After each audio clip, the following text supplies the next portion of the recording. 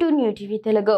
విశాఖ నగరంలో భారీ ఎత్తున అక్రమ గోమాంసం నిల్వలు బయటపడిన ఘటనపై ఉప ముఖ్యమంత్రి పవన్ కళ్యాణ్ తీవ్రంగా స్పందించారు. ఈ దందా వెనుక ఉన్న ముఠాల మూలాలను తక్షణమే వెలికి తీయాలని విశాఖ పోలీసులను ఆయన ఆదేశించారు. ఈ వ్యవహారంలో ఎవరి ప్రమేయం ఉన్నా ఉపేక్షించే ప్రసక్తే లేదని స్పష్టం చేశారు. ఘటన వెలుగులోకి రాగానే ఆయన నేరుగా విశాఖ పోలీస్ కమిషనర్ తో ఫోన్లో మాట్లాడి కేసుకు సంబంధించిన పూర్తి వివరాలు తెలుసుకున్నారు. ఈ సందర్భంగా డిఆర్ఐ అధికారులు మిత్రా కోల్డ్ స్టోరేజ్ లో జరిపిన దాడుల్లో 1.89 లక్షల కిలోల గోమాంసాన్ని స్వాధీనం చేసుకుని కేసును పోలీసులకు అప్పగించినట్లు కమిషనర్ పవన్ కళ్యాణ్ కు వివరించారు. కోల్డ్ స్టోరేజ్ నిర్వాహకులను అదుపులోకి తీసుకుని విచారిస్తున్నామని తెలిపారు. ఈ మాంసాన్ని ఎక్కడి నుంచి సేకరించారో, ఎక్కడికి తరలించారని చూశారు. అనుమతుల్లో ఎలాంటి ఉల్లంఘనలు జరిగాయనే కోణంలో దర్యాప్తు కొనసాగుతుందని కమిషనర్ పేర్కొన్నారు.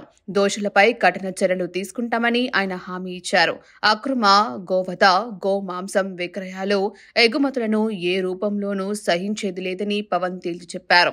ఎన్డీఏ ప్రభుత్వం గోవధ నిషేధంపై ఎంత పటిష్టంగా పనిచేస్తుందో ఈ ఘటనని నిదర్శనమని అన్నారు. గతంలో తన దృష్టికి రాగానే పిఠాపురంలోని జంతు వధశాలను మూసివేయించిన విషయాన్ని ఆయన ఈ సందర్భంగా గుర్తు చేశారు.